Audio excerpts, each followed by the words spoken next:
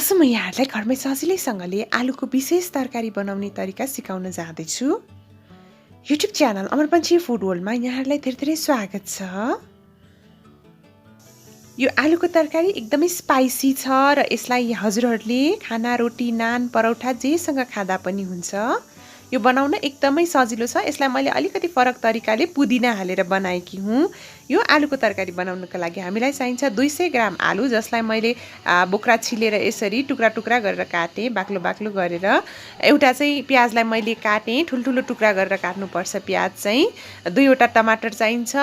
पुदिनाको पातहरू 10 ग्राम जति मैले सफा गरेर राखेँ। 4वटा जति रातो खुर्सानी, जिरा आधा चम्चा, धनियाँ आधा चम्चा, 1 टुक्रा दालचिनी, 3वटा चाहिँ सुकमेल, त्यसै गरेर यो चाहिँ मैले फेनल सिड अथवा यो सोप चाहिँ आधा चम्चा, नुन आधा चम्चा, रातो धुलो खुर्सानी आधा चम्चा, तोरीको तेल 3 चम्चा, बेसार आधा चम्चा र 2 चम्चा चाहिँ मैले यो लसुनको पेस्टलाई लिएँ।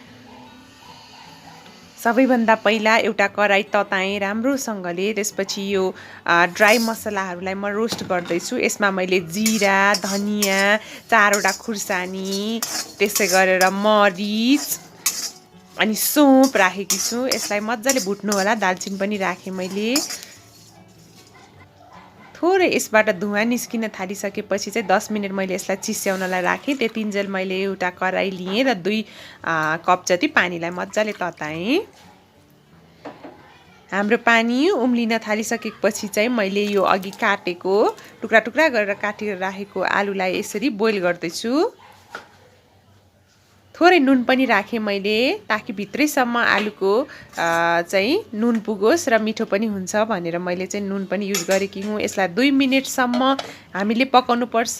यसलाई चाहिँ हामीले पुरै पकाउने होइन कि, यो 75% मात्रै पाकेको हुनुपर्छ। यो आलु पुरै गल्न चाहिँ हुँदैन।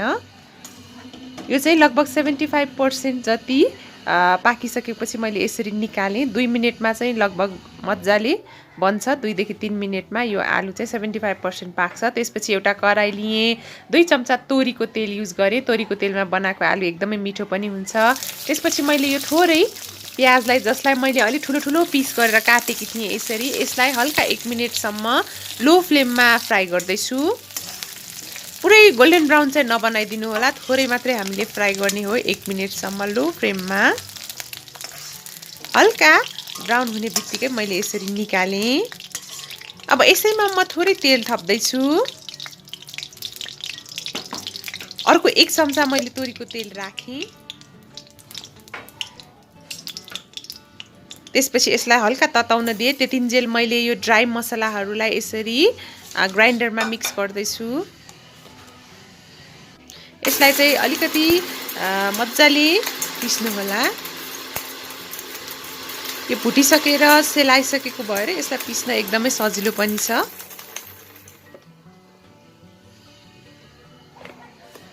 त्यसपछि हाम्रो तेल तातिसकेको छ। त्यसमा मैले यो गोलभेडालाई राखेँ। 2वटा जति गोलभेडा मैले युज गरेकी थिएँ। गोलभेडा चाहिँ सकेसम्म ठुलो, रातो र पाकिसकेको युज गर्नु होला। पाकिसकेको गोलभेडा राख्यो भने एकदमै मिठो पनि हुन्छ। यो गोलभेडाले तेल छोड्न भन्दा अगाडि नै मैले अरू चिज राख्दैछु। मैले लसुन 1 चम्चालाई राखेँ। यसमा चाहिँ अदुवा नराखे पनि हुन्छ। लसुनले विशेष टेस्ट दिन्छ हाम्रो आलुमा। पकाउँदै जानु होला 30 सेकेन्ड जति। अब चाहिँ ग्यासको फ्लेम चाहिँ हाई राखिदिनु होला। यतिको भइसकेपछि नुनलाई राखेँ, आधा चम्चा। नुन स्वादअनुसार राख्न सक्नुहुन्छ। अघि आलुमा पनि हामीले राखिसकेको भएर हेरेर मात्र राख्नु होला। रातो धुलो खुर्सानी आधा चम्चा राखेँ, बेसार आधा चम्चा, खुर्सानी पनि थप्न सक्नुहुन्छ। त्यसै गरेर अघि ग्राइन्डरमा पिसेको मसला पनि राखिदिएँ। थोरै समय हामीले यसरी मिक्स गर्नुपर्छ। यो मसलाले तेल छोडिसकेपछि मैले थोरै पानी राखेँ। पानी राखेर पनि थोरै उमाल्नु होला। यो गर्नुको मतलब चाहिँ हाम्रो पेस्ट राम्ररी बनोस् भनेर हो। अब यतिको भइसकेपछि मैले यो आलुलाई राखिदिएँ। 200 ग्राम आलुलाई मैले तासेर यसरी राखेकी थिएँ उमालेर। त्यसैलाई मैले राखिदिएँ। आलुबाट चाहिँ पुरै पानीहरू नसुकुन्जेल हामीले पकाउनु पर्छ। थोरै पुदिनाको पातहरू पनि राखिदिएँ। हामी लास्टमा पनि राख्दैछौँ। यसमा मैले धनियाँको सट्टामा पुदिना युज गरेकी छु। पुदिनाले हाम्रो पाचन प्रक्रिया एकदमै राम्रो बनाउँछ। यसरी 2 मिनेटपछि लगभग यस्तो देखिसकेको छ। अब म अरू चिजहरू मिक्स गर्दैछु। हामीले प्याज हाल्न बाँकी नै छ र पुदिनाको पातहरू पनि हाल्न बाँकी नै छ। यसरी आलु यसरी बनाएको आलु चाहिँ विशेष गरेर खिरसँग पनि एकदमै मिठो हुन्छ। यहाँले श्रावण 15 मा ट्राई गर्न सक्नुहुन्छ। र अघिको प्याजलाई मैले राखिदिएँ यसरी। अब चाहिँ ग्यासको हिट चाहिँ टर्न अफ गर्नु होला र लास्टमा मैले पुदिनाको पातहरू राखेँ र यसलाई मजाले सेलाउन दिनु होला। म यहाँहरूलाई अगाडिबाट पनि देखाउँदैछु। राम्ररी मिक्स गर्नु होला एकैछिन। यो चाहिँ एकदम स्पाइसी छ किनभने यसमा मैले भरपुर मात्रामा गरम मसलाहरू राखेकी छु। विशेष गरेर इन्डियातिर चाहिँ यसलाई स्ट्रिट फुडको रूपमा पनि खाने चलन छ।